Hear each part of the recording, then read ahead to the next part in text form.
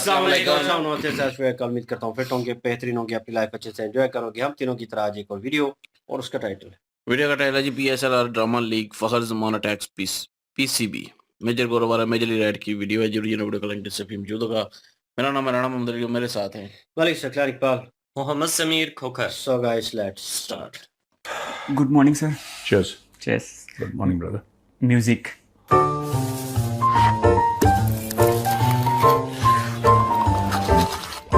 Cheers.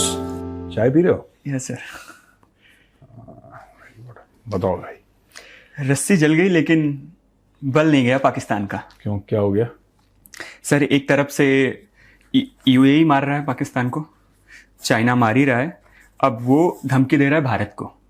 उनके यहाँ के मंत्री हैं ख्वाजा आसिफ, वो मीडिया में आके एक बयान दिए हैं कि इस बार हमला करेंगे तो हम सीधा 250 किलोमीटर के अंदर तक नहीं, हम भारत में घुस के मारेंगे।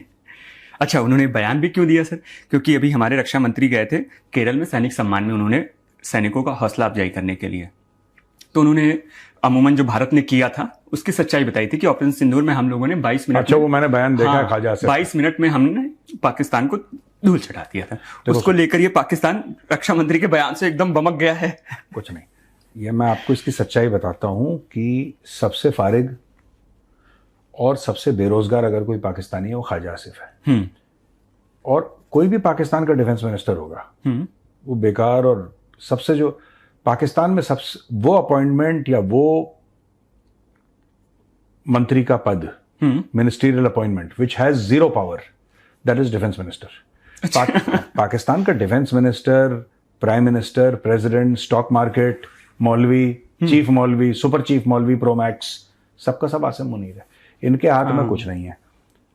अब ये वही है ख्वाजा आसिफ जो नकली पिज्जा हट के फीता काट रहा था, है ना? इनका यही है, क्योंकि असली वाले का भी आसिम मुनीर काटेगा। असली पिज्जा हट होगा, आसिम मुनीर काटेगा। नकली वाले का ना, ठीक है, नकली है ये, तू जा नकली का काट ले, वो नकली का फीता काटने में। ये इन तिलों में कोई पता है इंडियन मीडिया क्यों मैं बता रहा हूँ, इंडियन मीडिया को बहुत बड़ी प्रॉब्लम है। इंडियन मीडिया ख्वाजा आसिफ के बयान को क्यों सीरियसली लेता है? Because Indian media, they don't have an understanding of Pakistan. Most of the people from the media, I mean, they have knowledge of Pakistan, and some of the people here, some of the journalists, including those on television, some of them have very deep knowledge about Pakistan. मैं वो नहीं कह रहा। पाकिस्तानी कितने गिरे हैं उसकी समझ नहीं है उनको। yes, sir. उनकी समझ एकेडमिक है। अब मैं आपको बताता हूं, ये जैसा आपने बोला कि ख्वाजा आसिफ ने ये बयान दिया, इन्होंने पाल के इसलिए रखा है बयान देने के लिए। हाँ, हम बटन दबाएंगे तो भौंक दी बस, गीदड़ भक्की, बस कुछ नहीं। इट्स नॉट इवन गीदड़ भक्की।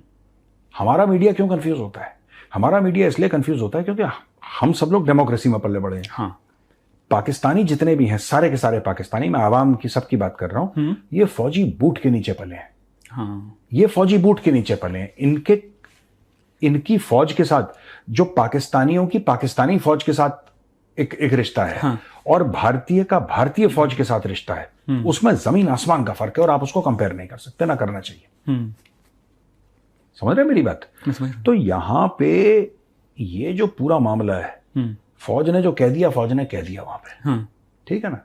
तो बहुत बड़ी चीज वहाँ नहीं, वो अलग लेवल पे यार उनका। वो मैं तो उनको जानता हूँ ना, I know the Pakistani inside out. मैं जानता हूँ वो क्या करते हैं, क्यों करते हैं, उनका क्या है, you know what is their interest when they से समथिंग।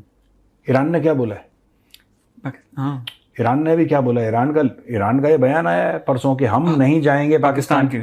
और फिर एक स्टेट डिपार्टमेंट के farmer official of the US state department, उसने पोल खोल दी पूरी। उसने बोला है कि यार मरवा देंगे ये। ऑडियो भी है सर उसका। हाँ, ये कह रहे हैं मरवा देंगे। ये ईरानी ये मानते हैं, ईरानी सरकार ये मानती है कि अगर गालिबाफ जो कि उनका पार्लियामेंट का स्पीकर है, और अरिक्ची जो कि उनका फॉरेन मिनिस्टर है, अगर ये दोनों पाकिस्तान चले गए शांति वार्ता के लिए, तो पाकिस्तान निपटा देगा इनको, पाकिस्तान जान से मार देगा इनको। Therefore they are not going, they don't trust. तो देखो, पाकिस्तान की जो गिरावट है, मॉरल कैरेक्टर में कितना एक मुल्क गिर सकता है जो अपने देश के लोगों को बेच दे, पैसे पाकिस्तानियों को बेच सकता है, जो अपने मेहमान को बेच सकता है पैसे के लिए, राइट? उस वो जो गंदगी, वो जो नाली के अंदर इनका किरदार पड़ा है, मैं पाकिस्तानियों की बात नहीं कर रहा, मैं पाकिस्तानी अशराफिया के किरदार की बात कर रहा हूं। उसका जो किरदार उस बदबूदार नाली के अंदर पड़ा हुआ है, वो मैं बहुत अच्छी तरीके से समझता हूं, क्योंकि मैं इनको एनालाइज करता हूं, रीड करता हूं रोज, मैं जानता हूं वो क्या कर रहे हैं। और इंडियन मीडिया में इंटेलेक्चुअल अंडरस्टैंडिंग पाकिस्तान की बड़ी डीप है, ठीक है। ये सब चीजें, इसमें तो आपको गौरव आर्या चाहिए जो मैं ऐसे ओह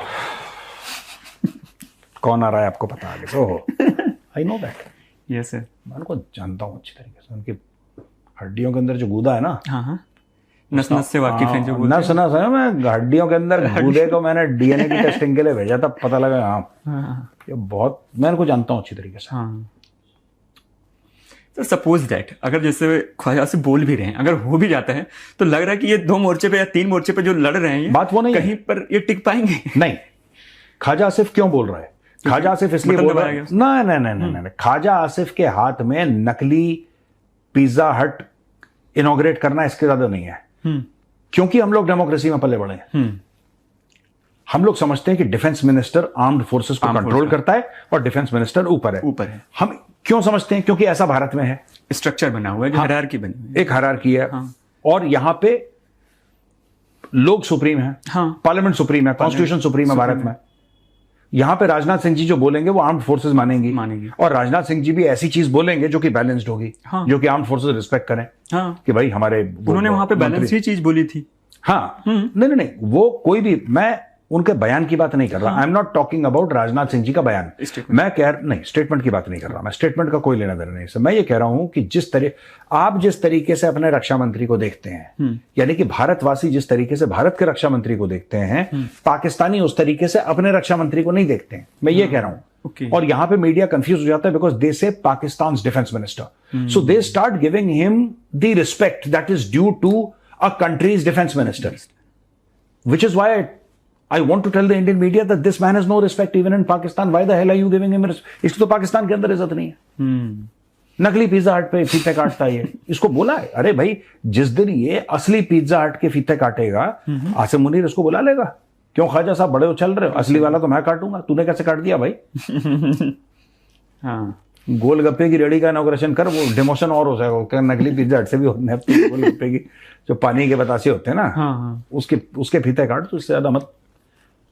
We tend to look at Khaja Asif as the defense minister of Pakistan, which he is, but we tend to look at him, our media people tend to look at him with the same prism that they look at India's defense minister, कि भारत का defence minister है एक level पे, पाकिस्तान का defence एक minister, तो इन्होंने ये बोला तो इन्होंने बोला नहीं। ये जो बंदा है ना, राजनाथ सिंह जी यहाँ पे है, ये जो है, ये राजनाथ सिंह जी हैं, ये ख्वाजा आसिफ है। ये ख्वाजा आसिफ एक्चुअली जमीन के नीचे गड्ढे में 10 फुट नीचे पड़ा हुआ है, उसकी जीरो वैल्यू है, जीरो वैल्यू।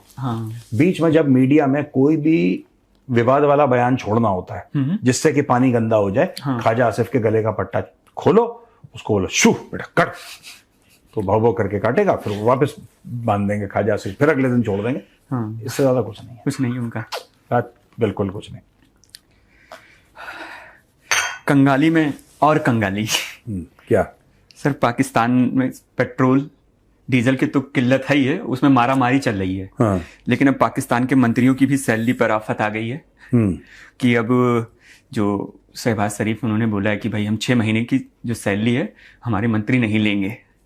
अब वो उनके मंत्रियों को जरूरत भी नहीं सैलरी, वो तो उधर से ही यूएस से नहीं, यूएस नहीं, वो इतना करप्ट है ये शहबाज शरीफ का बड़ा भाई नवाज शरीफ, महा करप्ट आदमी।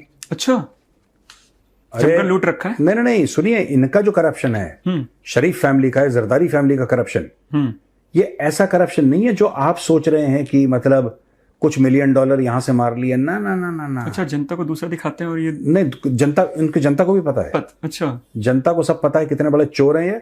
नवाज शरीफ चोर नहीं है। अच्छा, नवाज शरीफ डकैत है, चोर ये है छोटा सा, शहबाज शरीफ छोटा मोटा पॉकेट मार रही, वो बड़ा वाला नवाज शरीफ वो डकैत है, पूरा गिरोह ले जाके गांव के गांव लूटने वाला, जेवर उठा लिए, बर्तन उठा लिए, वो उस टाइप का। वो Zardari belong to a very small family, Zardari Baloch है, ये सिंध के हैं, ये भुट्टो जो हैं, तो भाई बात ये है कि इसकी लॉटरी खुल गई। जरदारी की, जरदारी को पूछ नहीं रहा था, जरदारी की लॉटरी खुल गई, उसकी शादी हो गई बेनजीर भुट्टो से। और जो उसने जो लूटपाट करी है भाई साहब, अच्छा, जो उसने लूटपाट करी है पाकिस्तानी खजाने की, और इतने करप्ट तरीन, मतलब इतना ज्यादा करप्शन फैलाया है कि मतलब पाकिस्तानी आवाम उसको मिस्टर 10% बोलती थी। और लोगों ने एक बार मन बना लिया था कि 10% तक अगर ये चोरी करेगा तो हम कुछ बोलेंगे भी नहीं उसको, क्योंकि यार यहां तक था। हाँ, कि मतलब ये इतना बड़ा चोर था कि अच्छा सिर्फ 10% लिया ना, ठीक है यार, इसका तो बनता है 10%, तो चोरी करता ही है। नवाज शरीफ हेवन फील्ड में बड़े बड़े जो इन्होंने फ्लैट ले रखे हैं, hundreds of millions of pound, ये कहाँ से आया पैसा ये?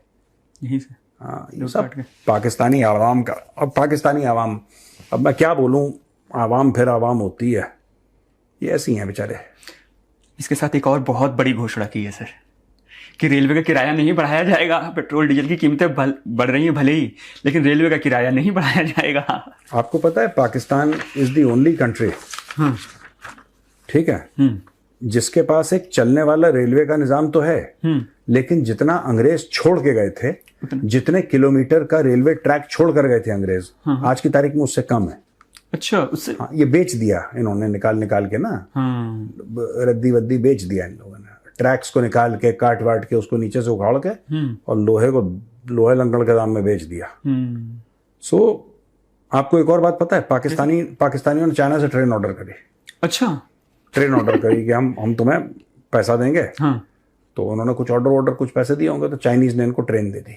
अच्छा, चाइनीज ट्रेन दी। अब वो जो उन्होंने ट्रेन दी, वो जो गेज होता है ना ट्रेन, आप कितनी चौड़ाई होती है पटरी के, जो बीच का गैप होता है, 2 पटरियां होती हैं उसमें। अब वो चाइनीज ट्रेन है, उसके पहिए उसके बाहर गिर रहे थे, उसके ऊपर बैठ ही नहीं थे रेल के। आप नहीं, डू यू थिंक कोई भी इतना गधा होगा, इतना तो बताएगा कि साहब कितने की क्या चीज स्पेसिफिकेशन होते हैं। इसमें समझो कितना खाया होगा पैसा। अब वो ट्रेन ऐसी पड़ी है, चाइना कह रहा है हम क्या करें, जो तुमने बोला था, जिसमें साइन करा हमने, तुम्हें वो पकड़ा दे, तुम हमसे क्या बोल रहे हो? जस्ट इमेजिन, दे ऑर्डर ट्रेन्स, मेनी ट्रेन्स। और इतना बड़ा, मतलब कि भाई जिस लेवल का करप्शन पाकिस्तान में होता है, आपकी सोच है सर। अभी जो ट्रेन में देखता हूँ, जैसे सोशल मीडिया है यहाँ पे, वो भी पुराने जमाने का ही है। उनका कोई बहुत, हम लोग तो कहाँ वंदे भारत तो इस पे चलने लग गए हैं, बहुत आगे निकल गए हैं, वो तो हमारे कहीं भी नहीं लगते। लेकिन उनकी ट्रेन आज भी मुझे लग रहा है कि वही धक्का प्लेट टाइप की, पुश करो चलो। हाँ, वो अब है उनके पास, देखो अब खा गए पैसे वो लोग सब। उनके मंत्री, पाकिस्तान भी तरक्की कर लेता, ईमानदार लोग अगर होते ऊपर। जिन्ना खुद चोर था बहुत बड़ा। जिन्ना डेमोक्रेसी में बिलीव ही नहीं करता था, वरना जिन्ना सबसे पहले ये बोलता कि सर चुनाव होने चाहिए। जिन्ना को अनाउंस करना चाहिए था। जिन्ना जब तक जी रहा था, जिन्ना सांसें ले रहा था, चुनाव नहीं रहे, उसको कोई इंटरेस्ट नहीं। वो सर एक चीज ये भी करना, जैसे अब जिन्ना की बात आई तो मुझे एक चीज ये पूछना है, क्या जिन्ना इसीलिए पाकिस्तान की मांग कर रहा था ताकि वो वहां जाके फिर से अपना साम्राज्य खड़ा कर सके, क्योंकि भारत में था ही, गुजरात और महाराष्ट्र से उसका ताल्लुक ही था। गुजराती है जिन्ना? हाँ, गुजराती है। महाराष्ट्र में अपना जो भरण पोषण हुआ, जो भी खाना पीना खाया, जो भी कमाया धमाया, तो इसीलिए क्या वो सच्चाई है कि सर वो इसलिए मांग कर रहा था ताकि पाकिस्तान जाके अपना एक अलग दुनिया बसा सके और इन लोगों को बेवकूफ बना के अपना अलग नहीं, ये जो पाकिस्तान गए उनको बेवकूफ नहीं, वो तो थे ही बेवकूफ। तो तभी उनका ये हाल है। अगर अकलमंद होते तो भीख मांग रहे होते। तो जो लोग पाकिस्तान गए उनको ये कहना कि जिन्ना ने उनको बेवकूफ बनाया, जिन्ना ने बेवकूफ नहीं, जिन्ना ने बोला कि ये बेवकूफ हैं, अब इन बेवकूफों का मैं सरदार बन जाऊं, मुझे इन पर राज करना है। ये सिंपल सी बात थी। He needed a country, he needed to become head of state, he needed to be the boss. Congress में यहाँ पे इंडिया में उसकी दाल गल नहीं थी, तो उसने पतीला ही वहां पे ले गया छोटा सा निकाल के कि मैं, और फिर उसने बेड़ा गर्क कर दिया। और चाहिए भी था उसको सत्ता? नहीं, देखो सत्ता के अलावा he had no clear cut idea. अच्छा, Jinnah was sharp, intelligent, but he was intensely selfish. अच्छा, बहुत सेल्फिश किस्म का आदमी। मैं बता रहा हूं क्यों। पाकिस्तान चाहिए। एक दिन पता लगा पाकिस्तान मिल गया। अब उसका करना क्या है? पाकिस्तान को पराठे के अंदर डाल के उसका आलू का पराठा बनाना है, उसको दाल के अंदर डालना है, उसको खाना है, मुंह पे मलना है, सर पे करना क्या है पाकिस्तान का? मुल्क आपको मिल गया, हाँ। उसका करना क्या है किसी को नहीं पता। इसीलिए पाकिस्तान इसी कंफ्यूजन में चलता रहा कि होना क्या है इसका, कुछ भी नहीं। कभी कोई उसकी स्पीच कोट करते हैं वो सेक्युलर बन जाएंगे, कभी कहते हैं इस्लामिक रिपब्लिक है। जो लोग कहते हैं कि इस्लामिक रिपब्लिक है वो कह रहे हैं फिर सेक्युलर कैसे बन सकती है, जो लोग सेक्युलर चाहते हैं वो कहते हैं फिर इसका नाम इस्लामिक रिपब्लिक क्यों? वहां पे आइडेंटिटी में बड़ा फसाद है। पंजाब की जो स्टेट है पाकिस्तानी पंजाब में वहां पे स्टेट की असेंबली में पंजाबी नहीं बोलते, वहां पे उर्दू बोलते हैं। हाँ। और हर एक स्टेट असेंबली में सब लोग उर्दू बोल रहे हैं, कोई लोकल लैंग्वेजेस को नहीं बोल रहा, सब अपना मतलब कि जिसका देखो पाकिस्तान वो देश है कि जो हुक्मरान हुए या इवन गरीब आदमी पाकिस्तान का, मैं 25 करोड़ पाकिस्तानियों की बात कर रहा हूं, कुछ होंगे ईमानदार, 25 करोड़ पाकिस्तानी में ज्यादातर ऐसे हैं जो गरीब है उसका जबड़ा छोटा है, जो अमीर है उसका जबड़ा बड़ा है। जिसका जितना बड़ा जबड़ा है, जिसकी जितनी दांतों में ताकत है, पंजों में ताकत है, वो उतना नोच के पाकिस्तान को खा जाता है। हाँ, ये इनडिस्प्यूटेबल फैक्ट है। मैं किसी भी पाकिस्तानी से इस पर डिबेट कर सकता हूँ, किसी भी पाकिस्तानी से मैं डिबेट कर सकता हूँ। लेकिन पाकिस्तान है सुधरने का नाम नहीं ले रहा है, वो सुधरेगा भी नहीं अब तो इस तरीके से। देखो मुझे लगता है कि finally they made peace with who they are. वो कौन है? डॉक्टर जयशंकर ने दलाल बोला था। हाँ, और गलत नहीं बोला था डॉक्टर साहब ने, सही बोला। हाँ 100% दलाल, और उनको खुशी मिलती है दलाली खाने में। उनको वो दलाल हैं, वो क्या करेंगे? सर अभी जो मिनिस्टर बने उसमें भी तो दलाली खाएंगे ही है। किसमें? जो ईरान और यूएस और खा चुके हैं भाई साहब, दलाली खाएंगे वो, खा चुके हैं, उतना खा चुके हैं। ये सब कुछ कर, देखिए आपने आर्टिकल छपा है कि पाकिस्तान की डिप्लोमेसी, पाकिस्तान की डिप्लोमेसी, पाकिस्तान ये कर रहा है, पाकिस्तान। पिछले 2 हफ्ते से आर्टिकल आ रहे हैं, रॉयटर्स में तो खास तौर से, पाकिस्तान ने ऐसा कर दिया था, पाकिस्तान ने वैसा कर दिया जी, ऐसा हो गया तो ऐसा हो गया। और हुआ क्या? हुआ कुछ भी नहीं। आर्टिकल लंबे लंबे, ये बेसिकली इनकी फितरत है। They are marketing is good but you need to have a product. इनके पास प्रोडक्ट नहीं, इनकी सिर्फ मार्केटिंग हवा वाली।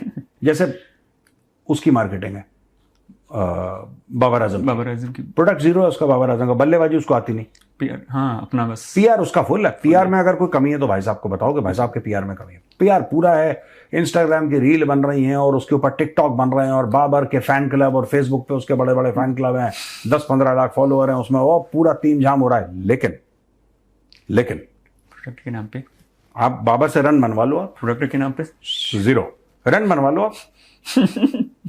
भाई साहब उन्होंने, पता नहीं कौन था वो पाकिस्तानी यार, बेचारा मुझे दया भी आई उसके ऊपर, रहम भी है थोड़ा सा। विराट कोहली के साथ तो कंपेयर करते थे, आपने तेंदुलकर के साथ कंपेयर करा, उसके बाद आप गैरी सोबर्स पे चले गए।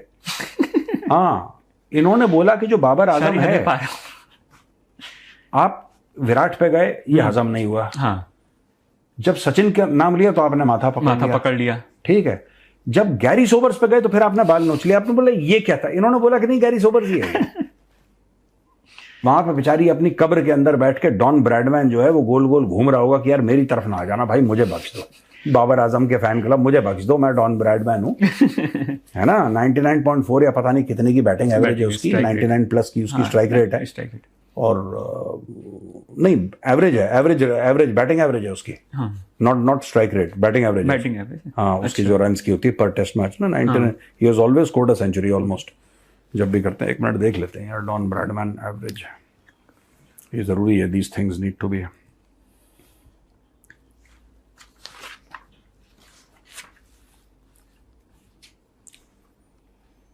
हाँ, Don Bradman test batting average is 99.94। बताइए। भाई अब ये साहब, उसको चने के झाड़ पे चढ़ा देते जो होता है ना, अब वो इन्होंने छोड़ दिया डॉन ब्रैडमैन को पाकिस्तानियों ने, वरना बाबर आजम को डॉन ब्रैडमैन के आगे ले जाते हैं। हाँ। छोड़ दिया, वो डॉन ब्रैडमैन ने माफी मांग ली ऑस्ट्रेलिया में कि भाई मुझे छोड़ देना, मैं सो रखा हूँ आराम से यहाँ पे कब्र के अंदर, आप छोड़। सर पीएसएल जो है कुछ ना कुछ हेडलाइन दे के ही जाता है डेली, कुछ ना कुछ। बताओ। अब आप पूछेंगे क्या है? क्या है? पूछूंगा क्या है? तो मैं बताता हूँ सर। ये पाकिस्तानी बल्लेबाज है फखर जमान, इनके ऊपर बॉल टेम्परिंग का आरोप लगा था। इन्होंने भी भाई झंडे गाड़ दिए, मोर्चा खोल दिया पीसीबी के खिलाफ। क्या बोल रहे हैं? बोल रहे हैं जो आरोप लगा है वो साबित करके दिखाइए, नहीं तो फिर आप गलत कर रहे हैं मेरे खिलाफ। एकदम पूरे वो भी फॉर्म में आ गए सर, एकदम चुनौती दे दी है पीसीबी को। तो सर मेरा यहाँ पे 2 क्वेश्चन है, सिंपल सा। ये सर अब जैसे जिस तरीके से ये कॉन्फिडेंस से ये भाई साहब बोल रहे हैं अपना फखर जमान, तो क्या लग रहा है सर ये साजिश भी हो सकती है पाकिस्तानियों की, क्योंकि कर भी सकते हैं क्योंकि इनको अपने ही लोगों पे भरोसा नहीं है। पहला क्वेश्चन तो ये, क्या साजिश हो सकती है सर? आपका पॉइंट ऑफ व्यू मैं जानना चाहता हूं। दूसरा चीज मैं ये जानना चाहता हूं सर कि ऐसा तो नहीं ये लोग अपना इसी तरीके से ड्रामा करके जो है अपना व्यूज बटोरना चाह रहे हो? कोई साजिश नहीं है, इनको पता है। यार देखो सुनो, वो फालतू की लीग है। अच्छा। पीएसएल से देखो, आप लीग क्यों करते हो? आप चाहते हो पैसा कमाना, क्रिकेट। हाँ। कोई अच्छा टैलेंट नहीं निकल रहा, कोई नहीं निकल, कोई बेहतरीन नंबर 1 प्लेयर्स नहीं आ रहे, नहीं, नए लोग पैसा कमा रहे हैं। अब अगर इतनी फालतू की लीग हो गई है, ठीक है, उसको लोग फटा शलवार लीग बोल रहे हैं पीएसएल को, ठीक है ना। अब एक बात बताओ, फटा शलवार लीग में क्या है? कुछ भी। आपको कुछ ना कुछ तो करना पड़ेगा कि लोग, हम क्यों बातचीत कर रहे हैं? क्योंकि फखर जमान के ऊपर केस हो गया, वो बैन हो गया। अब उसने विद्रोह का झंडा उठा लिया, उसने बोला कि मैं विद्रोह करूंगा, आई विल दिस थिंग, मैं रिवोल्ट करता हूं, मैं रेवोल्यूशनरी हूं। यही तो, इसलिए तो हम डिस्कस कर रहे हैं। वरना पीएसएल को कौन पूछ रहा है? कौन पूछता? कोई नहीं पूछता। पीएसएल का जो भी आपने रेफरेंस दिया पिछले 3-4 दिन में, क्या दिया है? वो सब वो उड़ गया ऊपर, उड़ गया, कोई छाता लेके बारिश आ गई, बारिश हो गई, यही तो है। बॉल चेंज हो गई, रेड व्हाइट से रेड हो गई, मैच फिक्सिंग हो गई, गुलाबी हो गई। तो आपको सुर्खियों में रहना है। बदनाम होंगे तो क्या नाम ना होगा? जो है बदनाम तभी तो होगा नाम। हाँ ठीक है ना। चलो खत्म करें आज के लिए, हो गया? हाँ सर। चलो ऑल राइट, ठीक है, ऑल राइट, चलो ठीक है भैया, ओके, राम राम।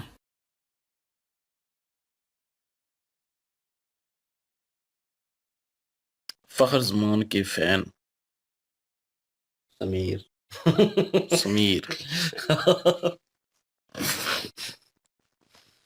फहर जमान। अच्छा जी, फहर जमान के ऊपर पिछले दिनों में ये बात की गई थी कि भाई साहब ने बाल टेम्परिंग जो की है, उसको लेकर पीसीबी की तरफ से सख्त एक्शन जो है फहर जमान पर लिया गया था। अब फहर जमान की तरफ से ये स्टेटमेंट आया है। फहर जमान ने ये कहा है कि भाई अगर आपको लगता है कि मैंने कुछ ऐसा किया, पहली बात तो ये है कि फहर जमान ने मानने से इनकार कर दिया था और उसने कहा था कि मैंने ऐसा कुछ नहीं किया। हालांकि जो प्रूफ दिए गए हैं, उन प्रूफ्स को मद्देनजर रखते हुए भी फहर जमान जो है वो नहीं माना। अब उसने ये कहा है कि आप साबित कर दीजिए। अब देखते हैं कि कैसे साबित करते हैं, क्योंकि पहले जो उसे टाइम दिया गया था, उस टाइम के दौरानिया जो सबूत अंपायर के माध्यम से इकट्ठे किए गए थे, उसके बाद जो इमेजेस थी उनको सामने रखा, तो वाकई बाल जो था उसमें कट तो साफ तौर पर नजर आ रहा था। अब वो तीनों में से किसने डाला है? कोई तो है ना तीनों में से, क्योंकि उस वक्त तीनों खिलाड़ी मौजूद थे। ओ खिलाड़ी अच्छा, मैं क्या, हम तीनों में से शाहीन अफरीदी था, साथ फहर जमान था, हारिस राव था, तीनों थे। अब तीनों में से किसी एक ने तो ये काम किया है। अब फहर जमान ने कहा है मैंने नहीं किया, तो बाकी फिर दोनों जो हैं उनके ऊपर बात आ जाती है कि भाई उन दोनों में से किसी ने किया होगा, क्योंकि बाल के ऊपर तो कटिंग है और कट जिस तरह से लगे हुए हैं, तो वो जो है जाहिर सी बात है किसी ने तो किया है, क्योंकि बाल को स्विंग करने के लिए इस तरह की हरकतें जो हैं वो की जाती हैं। और हारिस राव का और शाहीन अफरीदी का एक दूसरे की तरफ देखकर मुस्कुराना, तो दाल में कुछ काला नहीं बल्कि पूरी की पूरी दाल ही काली है। समझ लें कि तीनों जो है ना, तीनों को सजा मिलनी चाहिए। तीनों ही मेरा ख्याल है जिम्मेदार हैं इस चीज के। उसके बाद इन्होंने बात की है जी हाजा आसिफ की। हाजा आसिफ जो है ना वो पाकिस्तान के डिफेंस मिनिस्टर है और आए रोज कोई ना कोई इस तरह का वो बयान दे देते हैं जो कंट्रोवर्सी का एक कह लें कि जरिया बन जाता है। पिछले दिनों में जिस तरह से उन्होंने बयानात दिए, उन चीज़ों को लेकर भी उन्हें काफ़ी ज़्यादा घेराव डाला हुआ था मीडिया ने कि भाई आप क्या कहते रहते हैं, आप बिना सोचे समझे कुछ भी बोल देते हैं। तो अभी जिस तरह से उनका ये स्टेटमेंट आया है, मैं समझता हूँ कि जिस तरह के हालात चल रहे हैं, इस तरह के हालात में इस तरह का स्टेटमेंट जो है एक डिफेंस मिनिस्टर का वो नहीं बनता। क्यों नहीं बनता? क्योंकि एक गैर जिम्मेदाराना ये स्टेटमेंट है, ये एक धमकी है कि अगर कहें जी कि हम इंडिया में हैं, अभी अगर कुछ इस तरह की चीज़ हुई तो हम 200 किलोमीटर 250 किलोमीटर अंदर तक जाएंगे। और वही बात जो पहले होती रही हैं बातें कि हम लाल किला जो है उसके ऊपर झंडा लहरा देंगे, दिल्ली में झंडा लहरा देंगे।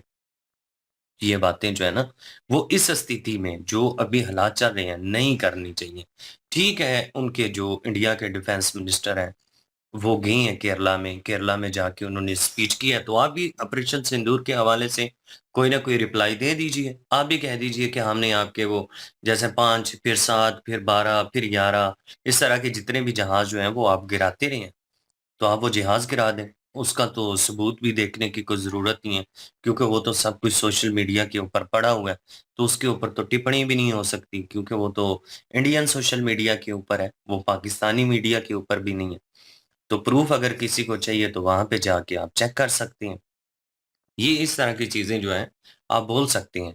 लेकिन इस तरह से खुलेआम जो है ना, वो अगर आप बोलते हैं, तो हालात जो हैं वो पहले ही ख़राब है। अफ़गानिस्तान के साथ जिस तरह से इख़्तिलाफ़ात चल रही हैं, तो अगर इसी दौरान इंडिया के साथ पाकिस्तान के हालात ख़राब होते हैं, तो पाकिस्तान मेरे ख़्याल में इस चीज़ को अफ़ोर्ड करना बड़ा मुश्किल हो जाएगा पाकिस्तान के लिए। क्योंकि जिस तरह से अभी जितने भी अरब कंट्रीज़ हैं, उनकी तरफ से हमें हेल्प मिल रहा था। सऊदी अरब की तरफ से हमें एक बहुत बड़ा हेल्प मिल रहा था, हर तरह से जो फंडिंग है, वो सऊदी अरब कर रहा था।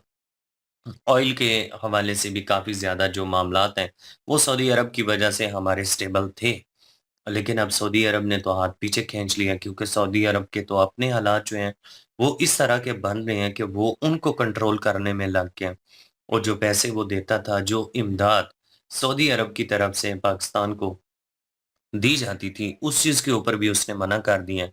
और जो कौमी ख़ज़ाने में जो पैसे सऊदी अरब की तरफ से ऑफ़र किए जाते थे, अक्सर जो है वो इस तरह से होता था कि इकॉनमी जो है वो जब डामाडोल होने लगती थी, तो सऊदी अरब जो है, वो एक ऐसा कंट्री था जो पाकिस्तान की हेल्प करता था। लेकिन अब इस चीज़ को लेकर भी सऊदी अरब ने इनकार किया है और सऊदी अरब ने कहा है कि अगर हम आपको लोन देंगे तो उसके ऊपर भी जो है वो फ्री नहीं होगा बल्कि उसके ऊपर आपको इंस्टॉलमेंट देने पड़ेंगे।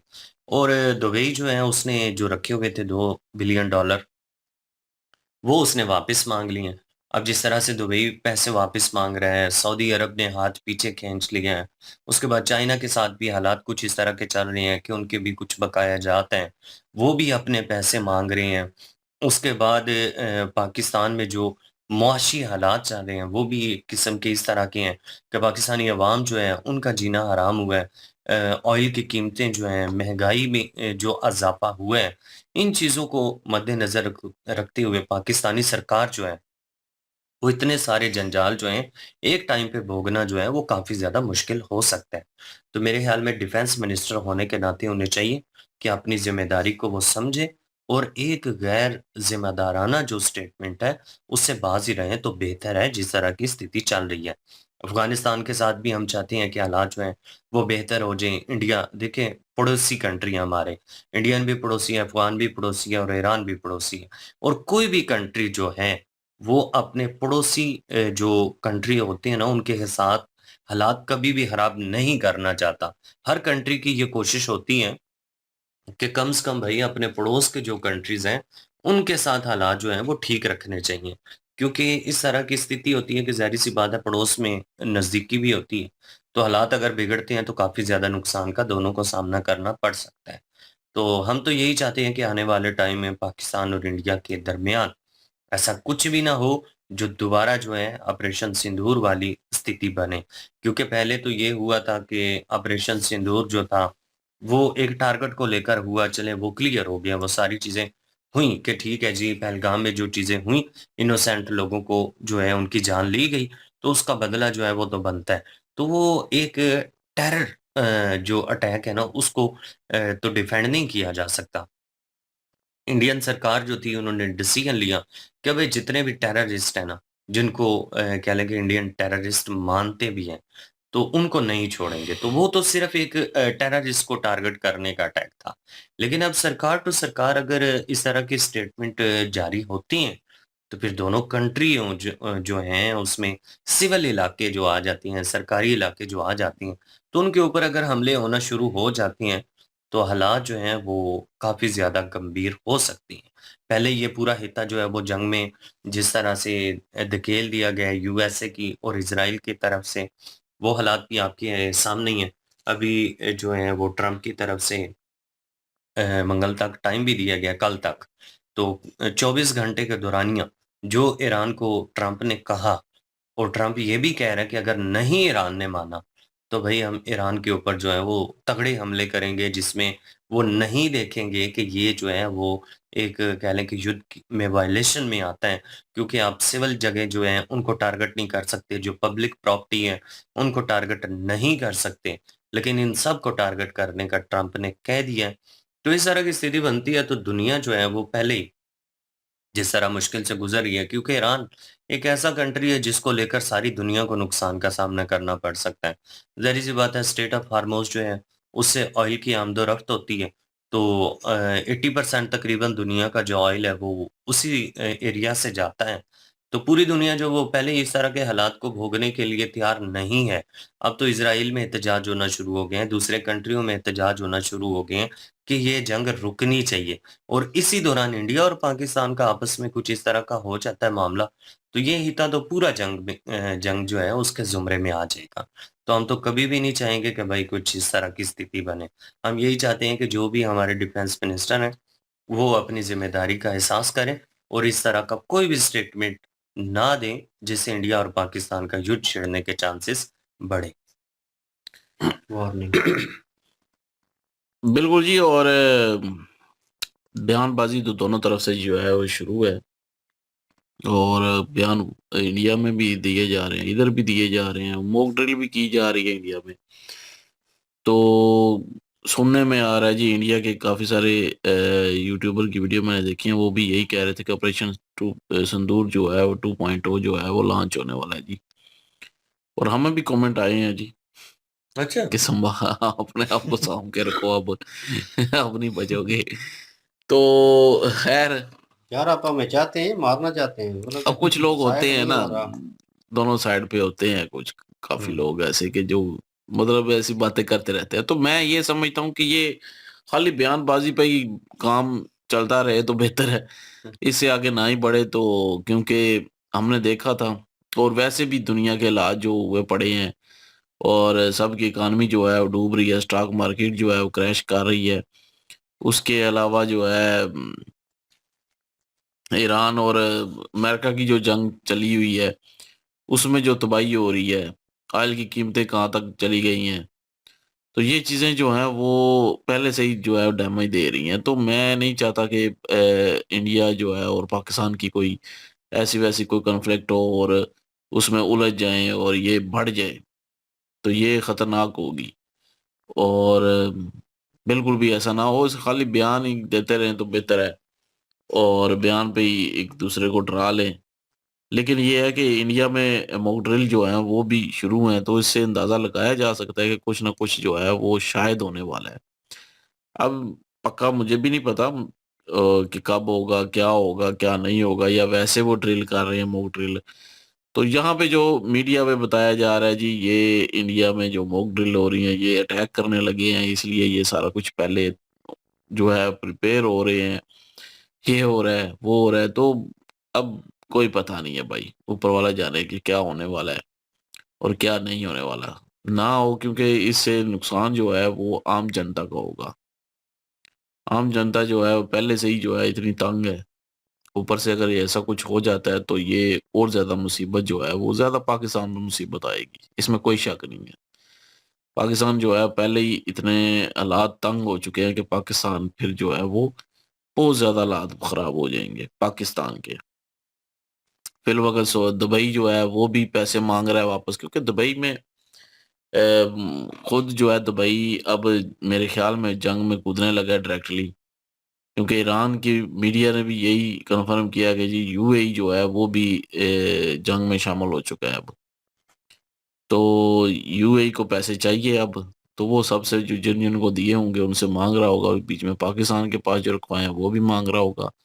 सऊदीया जो है वो पैसे दे नहीं रहा, और चाइना जो है वो अपनी किस्तें लेने के लिए कह रहा है कि जी मेरी किस्तें इतनी बनती है, मेरा इतना बनता है, मुझे वो भी दो। हर तरफ से पाकिस्तान को जो है वो ये मुसीबत पड़ी हुई है। पाकिस्तान के लिए ये जंग अफोर्ड करना बहुत ज़्यादा मुश्किल हो जाएगा फिर, तो आवाम जो है वो पिस जाएगी। तो बेहतर है कि ना ही हो। बाकी रही बात पीसीबी की, तो जो पीएसएल हो रहा है, मजाक ही बन गया पीएसएल तो। आए दिन जो है वो कोई ना कोई खबर, कोई ना कोई न्यूज़, कोई ना कोई बयान, कोई ना कोई वो जो इंटरव्यू, एक बारिशें हो रही हैं जो कि आने में मतलब कि पता ही नहीं है कि होनी भी है या नहीं होनी, लेकिन फिर भी हो रही हैं इस मौसम में।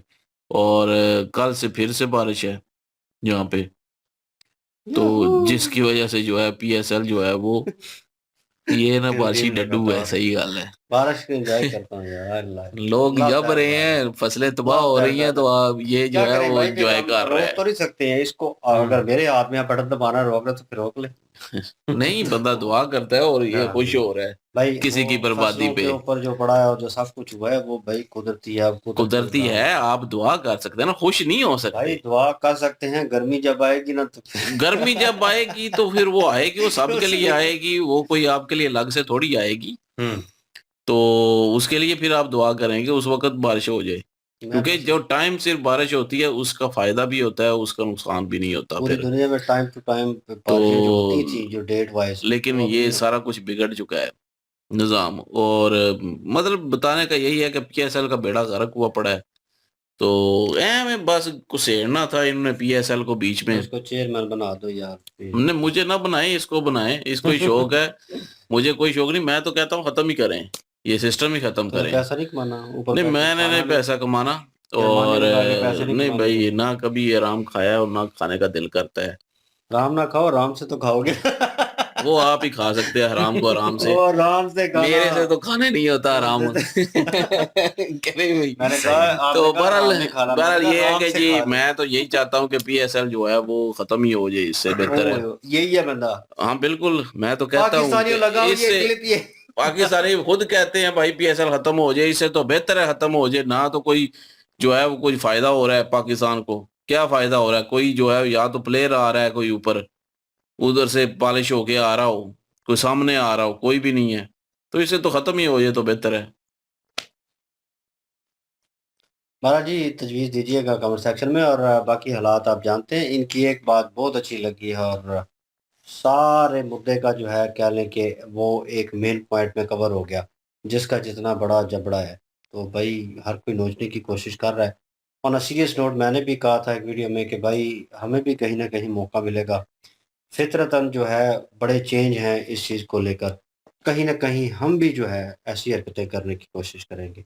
वो चीज़ जो है, वो इक़्तिदार, वो ताकत, वो चीज़ आपको जो है वो कहीं न कहीं उस सिस्टम का हिस्सा बनने पे मजबूर कर देती है। हाँ, अगर सिस्टम ओवरऑल चेंज होता है और ऐसे बंदे आते हैं जो मुल्क को चेंज करना चाहते हैं, जो चाहते हैं तरक्की हो, तो फिर एक जो है सर्कल बन सकता है, फिर आप चेंज हो सकते हैं।